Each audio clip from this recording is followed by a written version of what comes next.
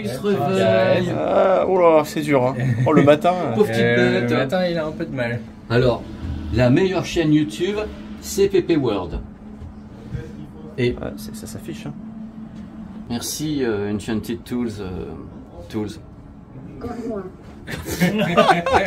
Laissez-moi mourir. Quand les robots commencent à me répondre, je dis laissez-moi mourir. Coucou, bienvenue sur ma chaîne YouTube PP World. Alors là, c'est la première fois que je fais ça sur ma chaîne YouTube. Ça m'a demandé en effet une réflexion. Je dis est-ce que je fais ou pas quelque chose sur un robot? Mais là, ce que vous allez voir dans cette vidéo, c'est juste absolument oufissime. Donc, c'est pas le fruit du hasard si je décide de faire un reportage sur le robot de Enchanted Tools. Voilà, je tape à la porte. On va rentrer au siège parisien parce qu'ils sont, en effet, salut Thibaut, parce qu'ils sont français. Regardez un peu cet accueil. Là, vous voyez déjà l'entrée ici absolument dingue. Alors là, vous vous dites, mais c'est fou, c'est une boîte de robot. On a une entrée comme ça avec quelqu'un qui vous dit coucou sur des écrans. Regardez un petit peu la décoration.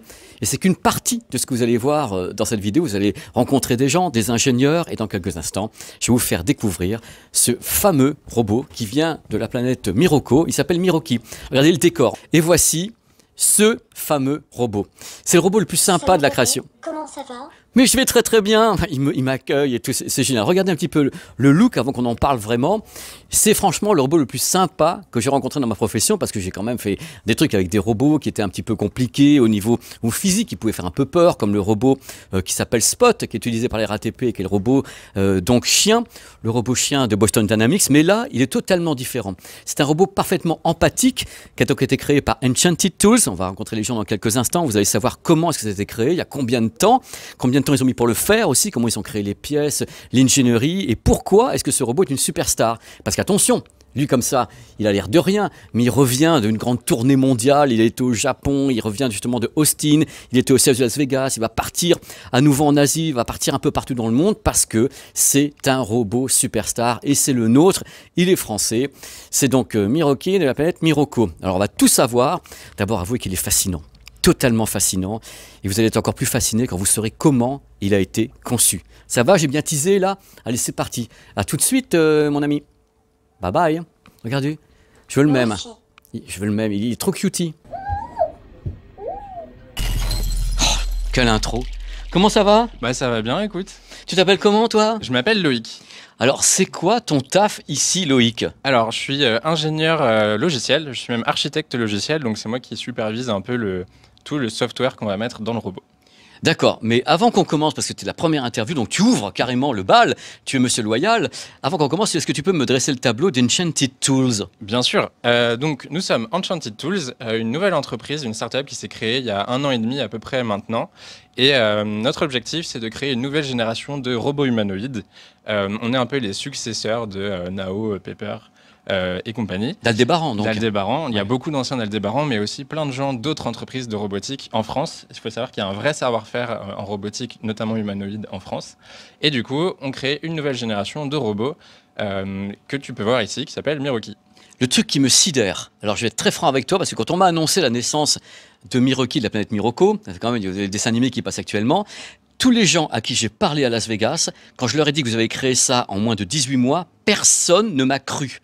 Puisque pour les gens qui travaillent dans la robotique, c'était impossible. Et ben, c'est un peu ce qui nous a donné envie de venir au début. J'ai rejoint ça au début. Et ouais, l'objectif au départ, c'était de créer un prototype en 1 an. Donc c'est très ambitieux, mais on a mis les moyens qu'il faut aussi derrière. Donc on a levé 15 millions d'euros dès le début en seed pour pouvoir avoir des moyens et aller très vite. Et en fait, on a construit une équipe d'ingénieurs expérimentés dès le début. Ce qu'il faut comprendre, c'est que c'est un prototype, donc forcément, c'est pas le produit fini. Donc il y a certaines choses qu'on a mis dedans qui sont qu'on appelle des composants sur étagère, mais il y a aussi beaucoup de choses qu'on a fait nous-mêmes pour arriver là. Donc quand tu me dis que vous avez une équipe qui a été créée en très peu de temps, c'est combien de personnes travaillent chez Enchanted Tools? Alors, à l'heure actuelle, on est une cinquantaine, principalement des ingénieurs, principalement de la R&D dans Enchanted Tools. Et on travaille aussi avec pas mal de partenaires. Donc, il y a 2-3 entreprises qui gravitent autour de nous, notamment Spoon, qui fait l'interaction et le visage du robot.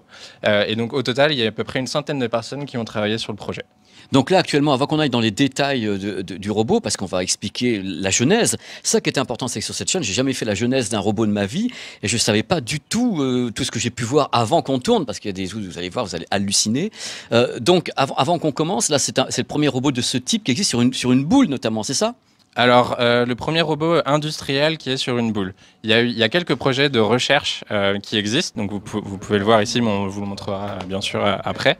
Il y a des projets de recherche qui existent, d'ailleurs on a travaillé avec ces laboratoires, ils nous ont partagé leur savoir-faire, mais on a complètement reconçu le système et on l'a adapté à notre besoin. Donc oui, c'est le premier robot en équilibre sur une boule. Là, je suis dos à dos avec en quelque sorte une esquisse, une sorte de plan de travail, presque, je sais pas, un début de quelque chose, c'est ça?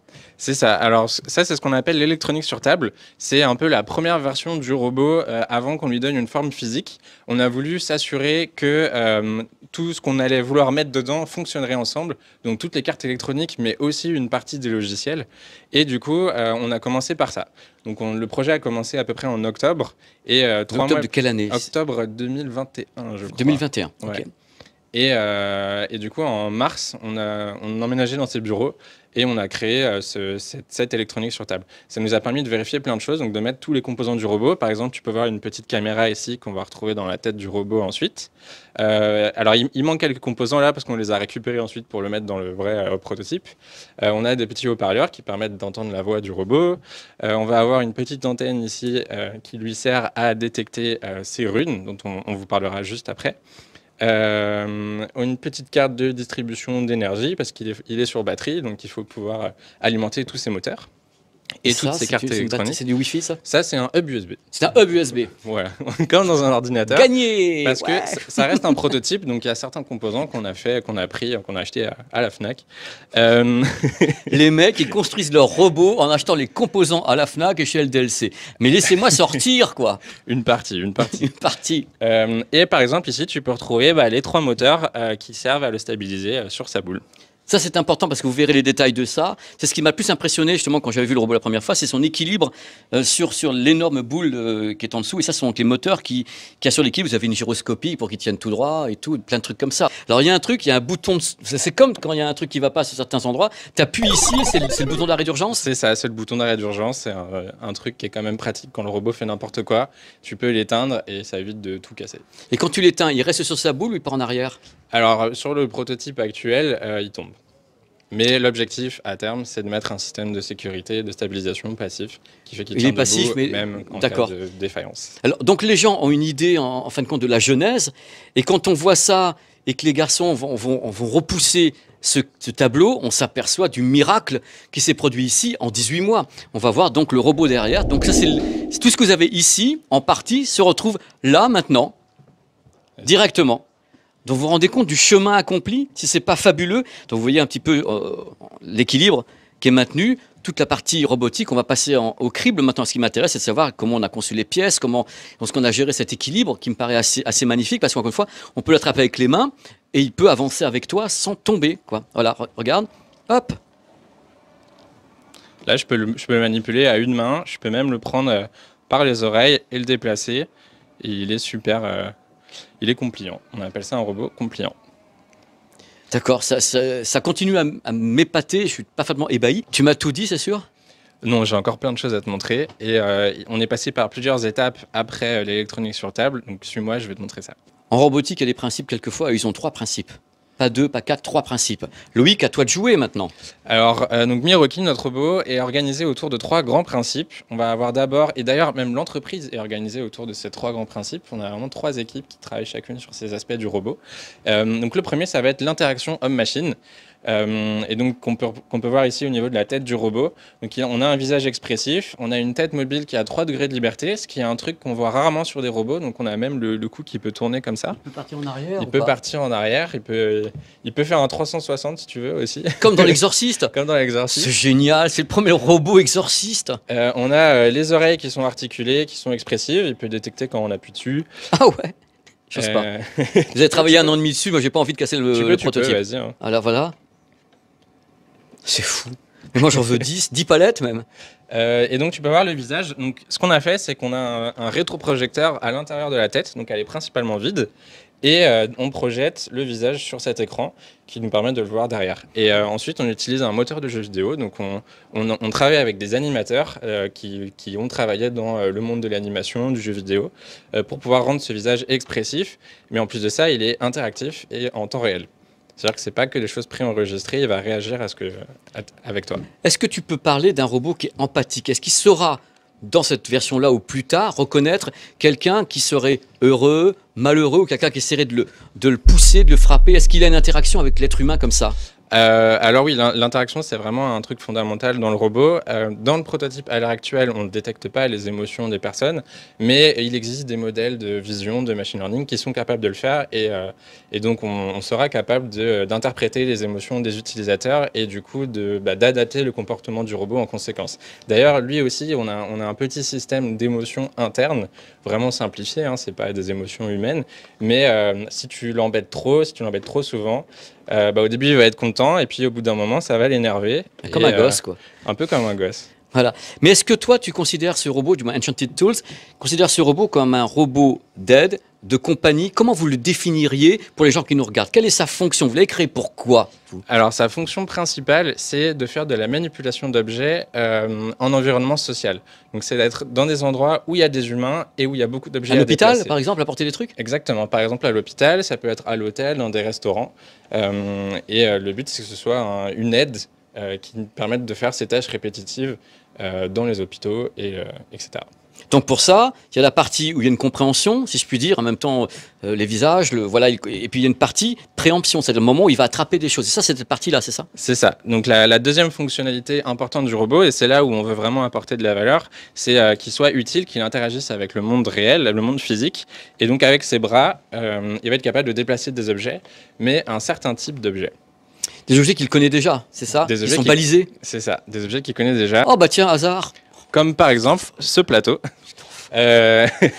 Donc exactement, l'idée c'est en fait c'est très difficile à l'heure actuelle en robotique de faire un robot qui peut attraper n'importe quoi et de faire une main humanoïde avec 5 doigts.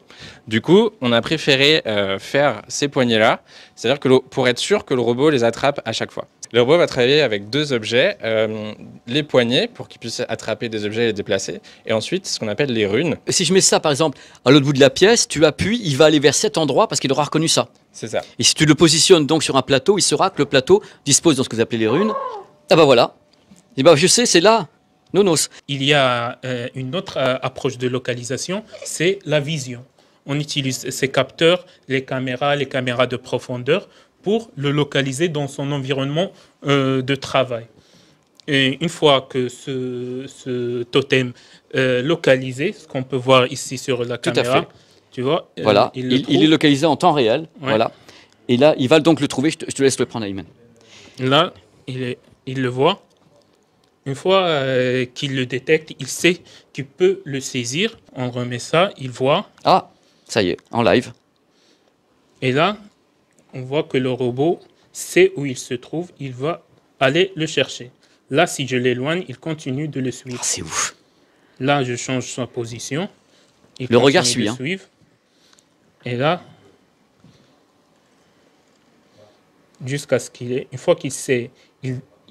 Là, on a un capteur qui détecte la présence du handle. Une fois qu'il est détecté, il ferme sa poignée. Et là, il a pu saisir cet objet. Tu en mets partout et tu dis voilà, tu peux avoir ça, il peut ouvrir les portes, il peut ouvrir des portes-fenêtres, des trucs comme ça, et c'est top quoi, il peut faire tout ça, bah, c'est génial. Et donc l'idée à l'avenir, c'est d'essayer de faire en sorte que ça soit encore plus puissant pour lever des choses et pas être limité à 1 kg ou 2 kg pour qu'il puisse porter des charges et apporter des trucs aux gens. Regardez un peu, je suis en train donc de bouger gentiment la tête de Baby et regardez, la visualisation à l'écran est immédiate, c'est en synchro. Les oreilles, je fais ça. C'est en synchro. Il n'aime pas quand on lui touche les oreilles. Il n'aime pas parce qu'en effet, l'activation Dolby Atmos, Dolby Vision, bing, envoyé, et tu peux bouger la tête, le corps, et c'est trop génial. Même la main, on voit à l'écran quand tu commences à toucher la tête, la main, tu touches le tronc, hop, les oreilles. Vous vous rendez compte la somme de technologie qu'il faut pour arriver à faire un truc pareil? Ils sont beaux quand même. Hein. Moi, ce qui m'intéresse maintenant, d'aller avec vous, je vous prends par la main, on va aller dans les ateliers, comprendre un petit peu comment ça se passe. On va aller voir carrément les imprimantes 3D, on va aller voir des ingénieurs, on va aller voir comme ça la façon dont il tient, l'équilibre et tout. On va aller retrouver Sylvain maintenant. Il est beaucoup plus grand que moi, il est très sympa. Et c'est une partie de son univers ici, les imprimantes 3D. Entrée. Oh là là, entrée et tout. Salut Sylvain. Salut Pépé. Ça va? Ça va et toi? Je suis en pleine forme. Alors là, c'est Ouais. ton univers. Explique-moi un petit peu ce que c'est. Ouais, bah tu viens d'arriver dans notre partie Fab Lab, la partie imprimante 3D. Où bah, du coup, juste devant toi, tu as toutes les machines qu'on possède ici chez Enchanted Tools. Donc de gauche à droite, tu vas avoir des machines FDM, donc du dépôt de fil. Où là, par exemple, en cours d'impression, tu vas pouvoir voir des pièces de carrosserie de robots qui sont en cours d'impression. Donc c'est des pièces qui vont venir recouvrir les épaules de notre machine. Sur l'imprimante du dessous, tu as exactement la même chose. Ah ouais. En fait, du coup, on les fait travailler en parallèle pour justement... bah, tu sais, on a 2 bras, donc on fait 2 jeux de coques.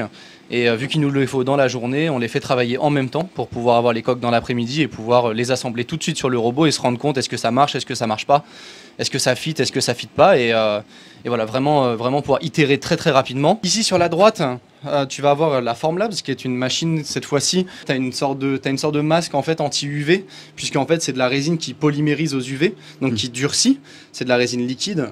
Ici on a encore des pièces de robots qui s'impriment, on a toujours des pièces de robots qui s'impriment, parce que justement nous, on est capable d'aller très très vite, parce qu'on est assez bien équipé. On est capable en un jour de faire 1, 2, voire des fois 3 itérations sur les mêmes pièces et pouvoir faire 3 versions en un jour. Ce qui est une force de frappe assez importante pour une start-up comme nous. Mais c'est dingue parce qu'en fin de compte, elle travaille en non-stop. Il faut Tout à combien fait, de ouais. temps pour faire une pièce? C'est quoi, Alors 5, ici, 6, 10 heures? Ici c'est marqué, là on a 2 pièces. Ouais. Ici on est sur 7 heures d'impression à peu près. Alors maintenant, on va te suivre dans quelques instants pour aller voir une partie mécanique. Moi, Ouais. c'est ce qui m'intéressait, de dire, voilà, la mécanique, ça fonctionne comment il tient debout, cette histoire de l'avoir mis sur une boule de bowling. Les gars, quand même, c'est super fort. Donc allez, vous allez me montrer ça et je suis passionné par avance. Allez, c'est allez, parti. let's go. On va tout savoir maintenant avec Sylvain qui est encore là. C'est lui, c'est notre star de la partie mécanique. Sylvain, attends, je te rejoins, regarde un petit peu, à toute vitesse. Mais c'est quoi ça, Sylvain? Eh ben, tu as sous les yeux la toute première version du robot, qui est vraiment pas encore ce qu'on peut appeler un Mirokai, mais l'idée, c'était vraiment de se prouver à nous-mêmes qu'on était capable en très peu de temps de pouvoir faire tenir une structure sur une boule. Donc, 1 mois, de la méca, de l'électronique, mais rien de très soigné. Comme tu peux le voir, tu as des composants même de maison, des fils partout, des câbles partout, des rondelles, des ajustements à revoir, du scotch. Mais c'est une plateforme de développement qui nous permet de tester quand même tout un tas de choses, mais que tu vois bien, qui est très très très éloigné du design du robot, avec des roues qui n'ont rien à voir, avec un système pour rattraper la boule qui, encore une fois, n'a rien à voir, parce qu'on a un gros ring en bas qui, malheureusement, ne convient pas aux attentes design. Puisque l'idée de notre robot, c'est quand même qu'il soit quelque part un peu flottant sur la boule, un peu magique. Et c'est pour ça qu'en fait on a développé cette nouvelle structure juste après. C'est-à-dire qu'en 1 mois, vous avez parvenu à avoir toute cette structure qui était balancée. Vous avez de la gyroscopie, vous avez quoi pour le faire C'est tenir? ça, on a une centrale inertielle en fait en plein milieu du robot qui est capable de comprendre en fait l'éloignement de cette centrale par rapport au centre de masse du robot et de rattraper son erreur tout le temps. Et vu qu'on lui impose que de faibles déplacements, c'est très très peu énergivore de faire tenir le robot sur ses roues.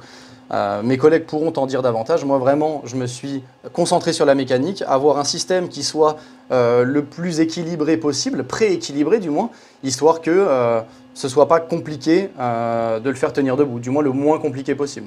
Donc ça, c'était le premier tir, le premier jet, Ouais, et tout après à fait, ouais. vous avez pondu Exactement. le deuxième qui est ici, qui est plus complexe, mais qui est plus finalisé du coup. Exactement, beaucoup plus intégré, avec Oula. des cartes qui n'ont rien à voir. Alors là maintenant, Je vais te c'est montrer- super je vais- impressionnant. je vais te montrer un petit Donc c'est peu. celui qui est sur le robot qu'on vient de voir, c'est vraiment le Exactement, ouais. finalisé. Hein. Là, tu as vraiment le corps du robot sans carrosserie cette fois-ci. Donc tu vas retrouver, par rapport à l'ancienne version, toujours la même topologie. Donc un châssis en aluminium, des roues, 3 roues, un système de ball arrestor. La partie ball arrestor, c'est cette partie cette fois-ci en plastique, contrairement à avant où elle était en aluminium, Oui, j'ai vu, ouais. qui permet en fait de conserver la boule quand tu soulèves ton robot. Ah ouais, Tu vois ? c'est dingue.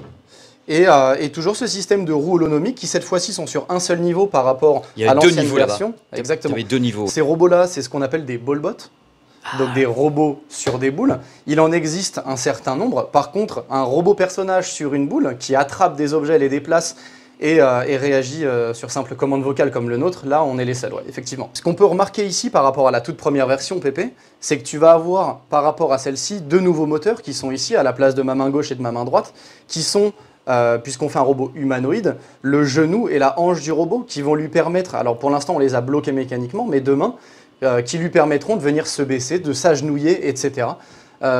lui permettant d'avoir un comportement beaucoup plus human-like que Parce qu'il n'est pas, c'est pas du tout activé, je ne savais même pas ça. Pour l'instant, ce n'est pas activé. Demain, l'idée, c'est d'avoir vraiment un robot qui ait le même nombre de degrés de liberté qu'un humain. C'est un robot humanoïde.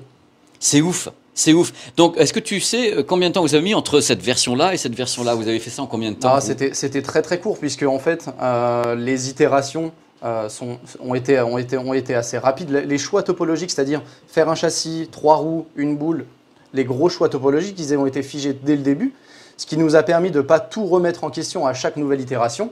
Et cette version a commencé en avril et est sortie en août. Dans le monde de la robotique, arriver à faire ça en si peu de temps, tu sais comme moi, que j'avais commencé la vidéo avec ça, que personne n'y croyait. Quand on a dit que vous avez fait le robot en 18 mois, les gens étaient autour de moi, ils étaient mais comment c'est possible? Alors il faut savoir que quand on dit le robot en 18 mois, c'est vraiment de la feuille blanche au produit assemblé chez nous. Le développement mécanique des éléments a commencé vraiment en février 2022. Et on présentait notre robot en novembre 2022. Quel était l'obstacle technique le plus dur que tu as eu à combattre? Le vrai gros challenge, c'est de tout compiler et de faire en sorte que le robot soit capable et de naviguer, puisqu'il doit pouvoir se déplacer, et de déplacer des objets, donc bouger les bras, bouger les mains, attraper des choses, et d'assurer toute la partie interactivité avec l'utilisateur. Voilà. C'est vraiment ces 3 grosses parties réunies qui nous ont été les plus complexes. Après, le développement mécanique des éléments, ça c'est juste parce que on est les meilleurs. Les gars, mais en plus c'est vrai, attends, il y a Cocorico, t'as raison Sylvain, il faut le dire, on fait le reportage ici, pourquoi? Parce que je savais très bien ce que j'allais trouver avant d'arriver, je me suis renseigné sur votre cas. Il faut savoir que oui, on a mis très peu de temps à développer la structure, mais on n'est pas au bout de nos peines. Il nous reste énormément de choses à découvrir aussi, énormément de choses à tester. Étant donné qu'on ne peut pas tout faire en même temps, on est obligé de prioriser et d'utiliser pour l'instant que certains actionneurs de notre robot, pas tous. Est-ce que tu penses que dans l'état, on peut encore miniaturiser tout ça ou tu es déjà arrivé à une limite de miniaturisation pour ça? Non, en termes de miniaturisation, pardon, un petit peu. On est en train d'arriver à certaines limites, puisque si je prends l'exemple des roues par exemple, il ne faut pas oublier que notre robot pèse 30 kg. Et donc il faut que ces petites roues-là puisse supporter la charge du robot. Le robot qui fait déjà 30 kg, il va devoir soulever un plateau, soulever une masse. Exactement. Là, on est vraiment arrivé à une optimisation topologique assez importante. Donc, toutes les pièces sont très justement dimensionnées. Elles sont toutes simulées pour être sûr qu'il n'y ait pas de gras qui soit pris inutilement. C'est dingue. Bah, bravo à toi et aux équipes, parce que c'est tout le monde. C'est tout le monde, parce que là, vous ne voyez pas, mais il y a beaucoup de gens qui bossent, et c'est du délire. Il y a eu plein de maquettes autour de ça, de modélisation 3D pour arriver à donner cet équilibre. C'est l'équilibre qui met pas tout à l'heure. Je l'ai manipulé, c'est vrai qu'il se retient, il ne bouge pas. Comme quelquefois, on a vu des motos qui tenaient comme ça également, et tu donnes un coup de pied à la moto, et elle reste droite. C'était la même chose, c'est super impressionnant. C'est un peu le même principe. On a tendance presque maintenant à vouloir protéger le robot, à ne pas vouloir trop l'incliner, à ne pas vouloir trop le lancer. Mais en fait, il est presque aussi intelligent que toi. Donc du coup, tu le pousses, il va faire sa vie. Plus même que moi. Merci Sylvain. De rien, Pépé, avec plaisir.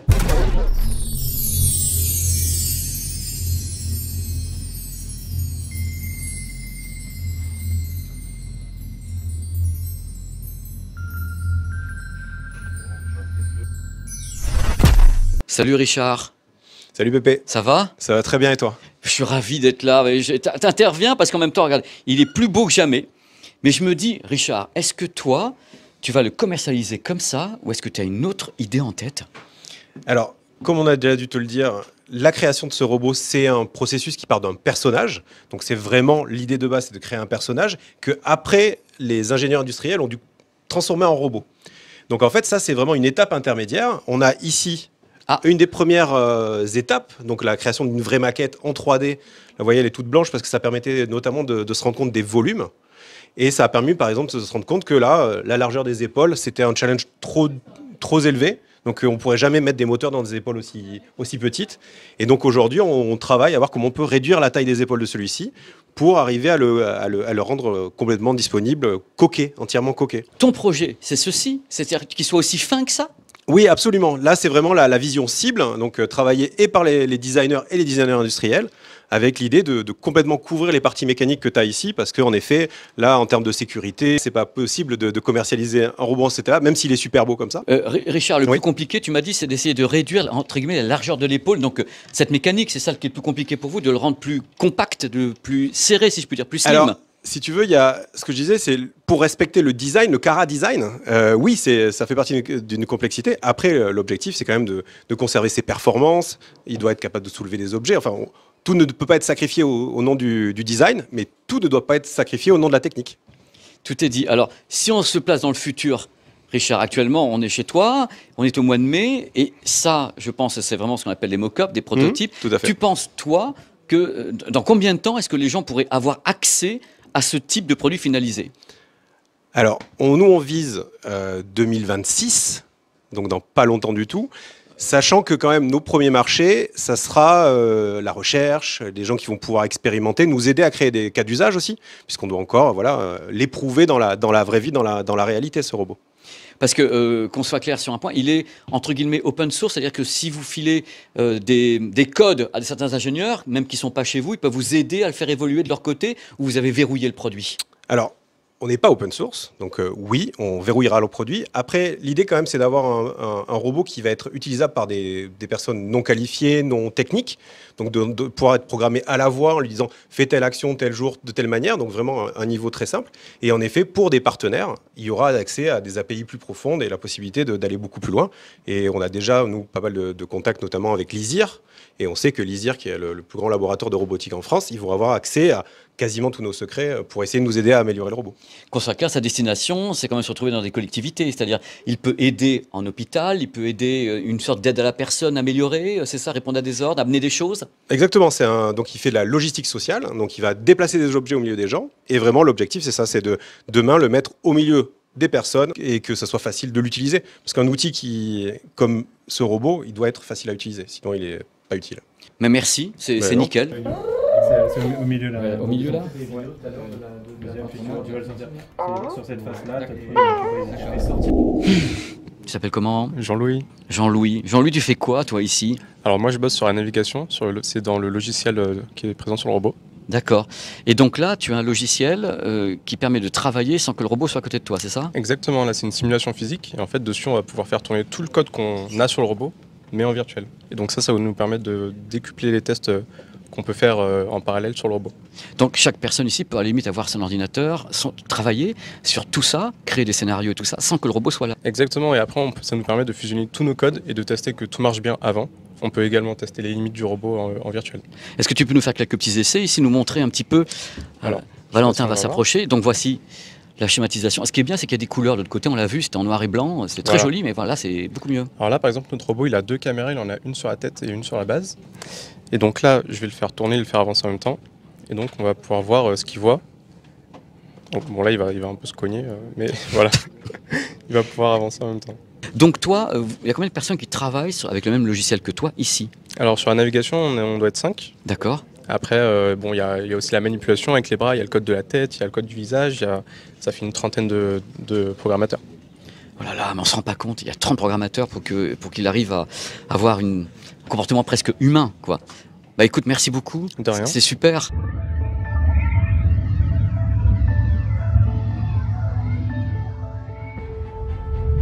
Salut Juliette. Salut, Ça va? ça va bien et toi? Je suis en pleine forme, regarde. Comment tu que je suis pas en pleine forme? Alors toi, tu vas me parler d'un truc qui va faire kiffer. Parce que déjà, Enchanted Tools, c'est une boîte Frenchy. Ouais. Et en plus, ça a des projets super Frenchy. Oui, bien sûr. Et notamment, le projet dont je vais vous parler là, c'est que on a un projet en interne qui s'appelle la Willy Wonka Factory. Et notre but, c'est d'avoir une fabrication d'une ligne pilote. Donc tous les robots qui sont les dernières générations, on veut les fabriquer à Paris pour que le public puisse venir dans la ligne de production, visiter, voir les gens en train de fabriquer les robots, voir les robots se balader avec les pièces, et du coup que les gens puissent voir ça en vrai. Mais tu es d'accord que ce sont bien des êtres humains qui vont fabriquer les robots? Parce que tu sais que j'ai vu des tas d'usines où c'était des robots qui fabriquaient des robots. On est d'accord C'est que vrai. là, ce sera des êtres humains. Eh ben, ce sera des êtres humains pour l'immense majorité des tâches. Et le but, c'est que si on a certaines tâches qui sont hyper répétitives, qui demandent à faire un mouvement un peu naze tout le temps, la même chose, là, on voudra mettre des robots pour le faire parce qu'on n'a pas envie d'avoir des gens qui ensuite se tapent des maladies des Ouais. troubles musculo-squelettiques parce qu'ils ont fait 20 000 fois la même chose. Donc le truc, ce que tu dis, c'est passionnant. On n'a jamais vu ça. C'est-à-dire que Ouais. là, c'est carrément une visite touristique. C'est en ça. effet, c'est voilà, C'est ça. c'est Charlie la montrer aux gens. chocolaterie. Ouais, c'est vraiment montrer aux gens qu'on peut faire les choses à Paris si on les organise bien et qu'on a une productivité suffisamment forte pour être compétitif. Alors le truc, Julia, là tout à l'heure on a parlé justement avec Richard, on parlait de 2025, 2026, dont tu me parles, c'est loin. Ah non, justement. Viens ici, viens pour m'en parler. Le but, c'est justement de commencer ici parce qu'en fait, on se rend compte qu'on a un produit qui est hyper difficile à faire. Donc les premiers, ils vont pas bien marcher. Et du coup, avoir les ingénieurs qui sont à l'étage au-dessus et qui descendent voir ce qui marche pas, c'est ça qui va nous faire aller plus vite que quand on fabriquait les mêmes robots en Chine et où, quand il y a un problème, il faut embarquer tout le monde dans un avion et aller voir ce qui se passe là-bas. On se comprend pas bien, on parle pas la même langue. Alors que là, il y a un problème, l'ingénieur, on va le chercher, il descend. C'est top. Non mais c'est dingue, ça fait carrément rêver. Donc tu n'as pas de date malgré toi à nous donner. Tu sais pas. La première usine, ce sera celle de Paris. Celle de Paris, 2025. 2025, ce sera celle de Paris. Et ensuite, quand on sera sur des plus gros lots, on ira potentiellement en région pour faire les plus grosses séries parce que les mètres carrés à Paris, c'est plus compliqué. Oui, un peu, quelque part. Donc c'est en plus les robots bientôt près de chez vous. Mais le truc que moi je retiens, c'est l'idée d'avoir une production avec les ingés qui sont ici, Ouais. une intervention immédiate. Ouais. Il y a un problème, tu descends, on peut faire évoluer une ligne de production hyper rapidement. Ouais. Même chose parce que c'est en Exactement. interne. Ouais. Donc hop, à toute vitesse, on lui change une oreille, hop, on met le Dolby Atmos, hop, c'est fini, et hop, c'est fini. C'est beau? Hein? Ouais, c'est surtout quand on aura des problèmes. C'est surtout pour les problèmes, parce que du coup, faire un changement en production, c'est toujours un peu long. Mais par contre, il y a un problème sur la ligne de production, on n'a pas 1 mois et demi pour trouver d'où ça vient. C'est immédiat. Ouais. Faites le SAV en même temps dans la chaîne de production, peut-être, je sais pas, ils peuvent Ouais. tomber en panne, ce sont Ouais, des bien sûr, machines. bien sûr. Sauf que là, le SAV il sera fait avec le support des ingénieurs qui seront sur site. Écoute, franchement, ça fait rêver. Ouais. Moi, je vous le souhaite du fond du cœur parce que ça voudrait dire que la production se ferait vraiment en France de Ouais. A à Z.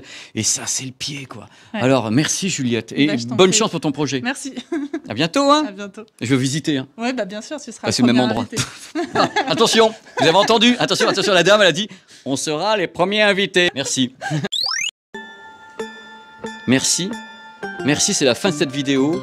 J'ai été super heureux de te rencontrer. Je te souhaite une merveilleuse carrière. Tu vas aller dans le monde entier, tu vas faire tous les salons de robotique, tu vas représenter la France et tu vas gagner. Tu vas réussir. Salut, à très très vite. C'était un plaisir d'être avec toi. Un plaisir.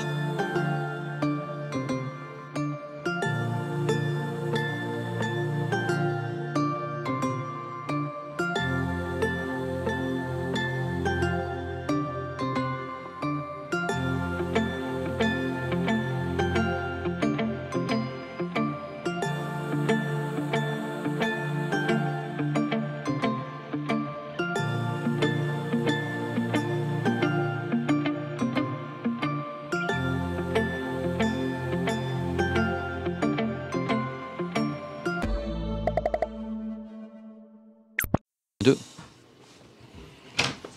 Ne parlez pas. 1. Allez, c'est parti. 1, 2, 1, 2, test, test. Ouais, c'est bon. Check. On filme à partir d'ici du coup? Voilà, le contre-projet. Attends, il y a mieux, il y a le côté. Wow. Ce qui est bien chez Enchanted Tools, c'est que c'est Music and Lights quand même quelque part. Et c'est disco à mort. Mais on n'a Allez. pas tout, il est déjà parti. On n'a pas tout vu. Oh, c'est les smartphones qui sont plus. C'est là? Ouais. Tout à l'heure, il n'y avait personne quand on est passé. Ouais, parce qu'on a plusieurs ateliers. Oh là là là là. C'est toi qui as parlé, donc on va pas se mettre de face. Bonjour monsieur. Bonjour. Bonjour, bonjour. Là, on va y aller. Donc tu pourras en parler, toi tu te sens plus à l'aise pour être ici et Valentin ici. Comment tu te sens à l'aise pour en parler? Moi, il n'y a pas de sens. Peut-être que là, ça évitera le reflet. Viens parmi nous. Alors, on le monter. Attends, voilà. Voilà, c'est bon. Pour la poignée.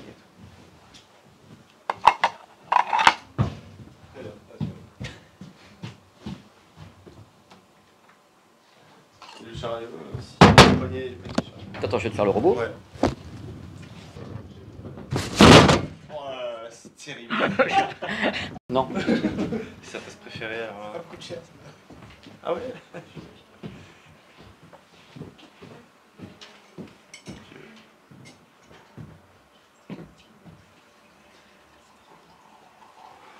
T'inquiète pas, je vais pas la casser.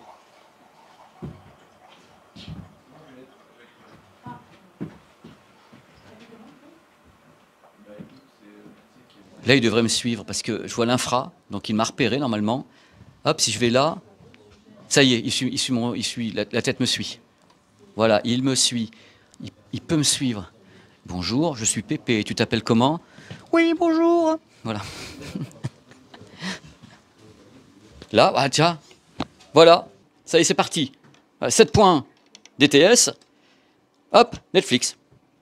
Tellement beau. Donc voici la rune dont on parlait tout à l'heure, qui peut t'associer à n'importe quel objet. Et voilà, il réagit en même temps. Il sait qu'on l'appelle. Voilà, il détecte ça. Voilà, et je peux aussi faire parler des êtres humains. Regarde, regarde. Voilà, hop, hop. C'est encore moi. Non, ce qui est important avec la rune, justement, c'est que c'est une interface qui va permettre de faire le lien entre le robot et les utilisateurs, encore une fois, sans besoin de technique.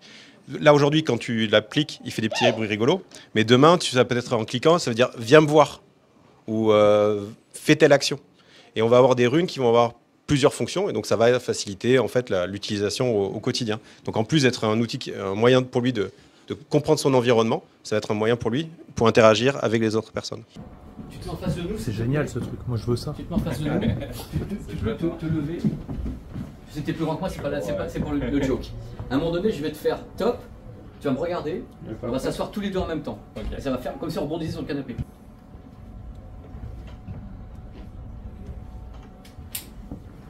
C'est le make-up avant un passage télé. Exactement. C'est comme les grandes chaînes télé. Ouais. On refait un petit peu.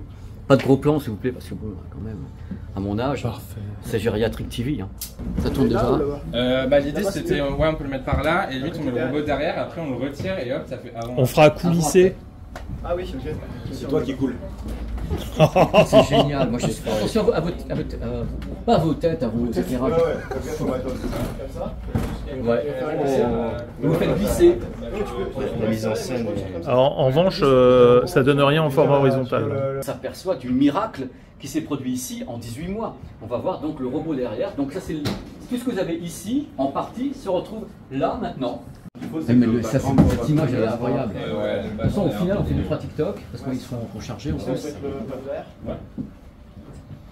Cette image avec les deux, c'est sur les qu'on rallume pour avoir le visage. Pardon? Bah oui. Ouais, ça sera mieux. Ouais, tu l'allumes sans le bouger quoi.